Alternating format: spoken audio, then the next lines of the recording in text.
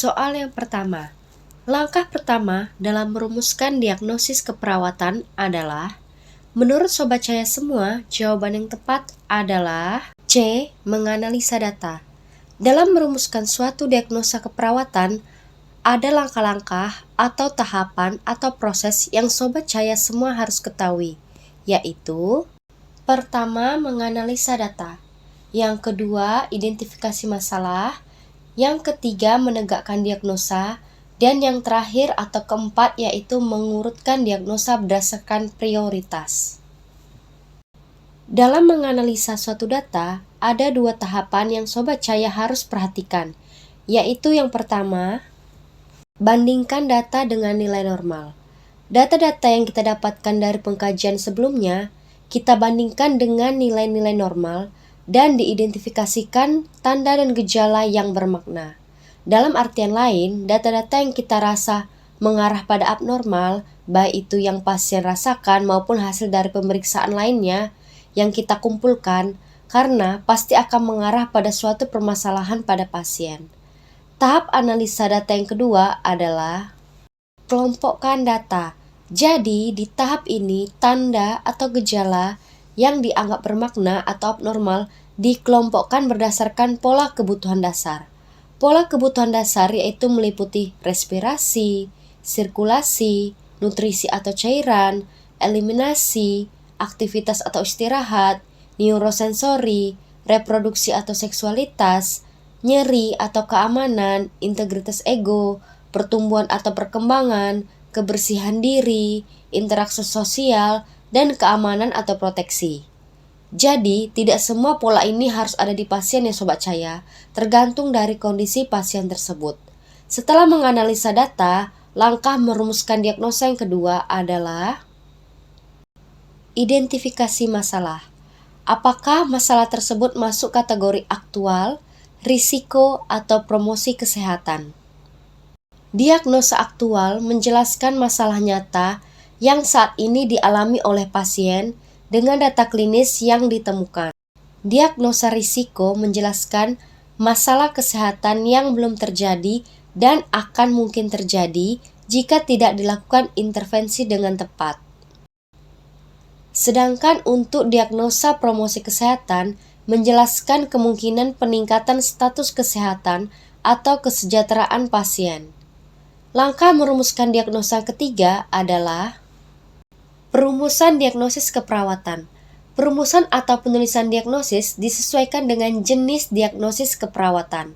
Terdapat dua metode perumusan diagnosis, yaitu penulisan 3 bagian atau 3 part. Metode penulisan ini hanya dilakukan pada diagnosis aktual. Perlu diingat lagi ya, penulisan 3 bagian ini hanya dilakukan pada diagnosis aktual. Metode ini terdiri atas masalah atau problem, penyebab atau etiologi, dan tanda gejala atau simptom. Formula metode ini adalah masalah berhubungan dengan penyebab dibuktikan dengan tanda atau gejala. Kalau yang pertama tadi penulisan 3 bagian, yang kedua ini penulisan 2 bagian atau 2 part. Metode penulisan ini dilakukan pada diagnosis resiko dan diagnosis promosi kesehatan dengan formula sebagai berikut. Diagnosis resiko yaitu masalah dibuktikan dengan faktor resiko, sedangkan diagnosis promosi kesehatan yaitu masalah dibuktikan dengan tanda atau gejala. Jadi ingat ya, untuk yang 3 bagian hanya dilakukan pada diagnosis yang aktual, sedangkan penulisan 2 bagian ini dilakukan pada diagnosis risiko dan diagnosis promosi kesehatan. Tapi bedanya di sini diagnosis risiko itu formulanya masalah dibuktikan dengan faktor risiko, sedangkan diagnosis promosi kesehatan masalah dibuktikan dengan tanda atau gejala. Karena pada diagnosis risiko tidak ditemukan adanya tanda atau gejala. Menegakkan diagnosa prioritas. Diagnosa yang jika tidak diatasi dapat mengakibatkan ancaman bagi pasien yang mempunyai prioritas. Jadi, diagnosa yang menjadi prioritas adalah diagnosa yang mengancam nyawa pasien.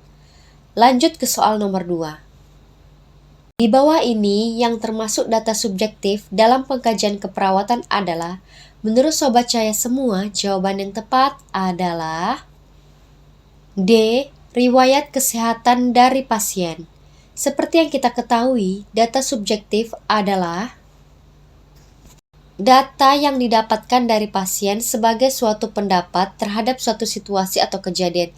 Tapi perlu diingat ya Sobat Cahaya semua, data subjektif ini tidak hanya dari pasien saja, tetapi dapat diperoleh dari keluarga, orang terdekat, konsultan, dan profesi kesehatan lainnya. Contohnya yaitu riwayat kesehatan dari pasien. Sedangkan option yang A, B, C, dan E termasuk data objektif atau DO pada pengkajian keperawatan. Lanjut ke soal nomor 3. Apa saja komponen utama dari diagnosis keperawatan? Menurut Sobat Cahaya semua, komponen utama dari diagnosis keperawatan adalah C. Problem, etiologi, dan simptom. Untuk mudah mengingatnya, Sobat Cahaya perlu mengingat bahwa komponen utama dari diagnosis keperawatan itu adalah PES. P untuk problem, E untuk etiologi, S untuk simptom. Pertama adalah problem. Ini merupakan gambaran perubahan status kesehatan pasien. Perubahan status tersebut dapat menyebabkan timbulnya masalah. Yang kedua adalah penyebab atau etiologi, mencerminkan penyebab dari masalah kesehatan pasien yang memberi arah bagi intervensi keperawatan. Etiologi ini dapat terkait dengan aspek patofisiologi, psikososial, tingkah laku, perubahan gaya hidup, usia perkembangan, juga faktor budaya dan lingkungan. Ketiga yaitu ada tanda dan gejala. Data ini diperoleh selama tahap pengkajian sebagai bukti adanya masalah kesehatan pada pasien.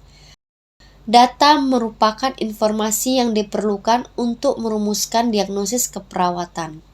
Untuk soal nomor 4 ini yang ditanyakan adalah label diagnosa yang benar. Jadi maksud dari label ini adalah masalah atau problem yang menggambarkan inti dari respon pasien terhadap kondisi kesehatan. Label penulisan diagnosa ini tidak boleh suka-suka kita ya Sobat Cahaya semua, karena sudah ada pedoman pasti yang bisa kita ikuti. Saat ini di Indonesia, pedoman yang dikembangkan oleh PPNI adalah SDKI atau Standar Diagnosis Keperawatan Indonesia. Kita lihat optionnya yaitu mengenai perfusi perifer. Nah, karena pedoman yang kita pakai adalah SDKI, maka kita lihat di buku SDKI tentang perfusi perifer untuk melihat penulisan label yang benar. Berikut adalah tampilan SDKI tentang perfusi perifer. Jadi, bagian yang dilingkari paling atas itulah yang disebut dengan label diagnosis keperawatan.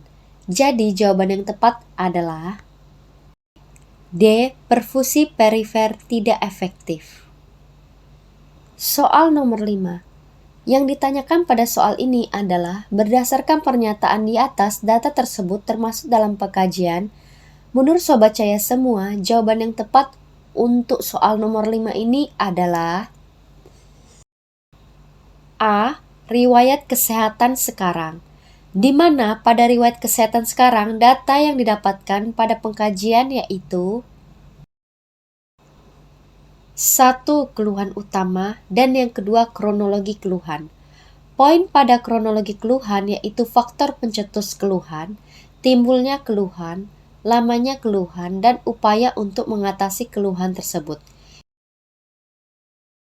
Sampai jumpa di next video. Jangan lupa untuk like, comment, subscribe ya. Ditunggu.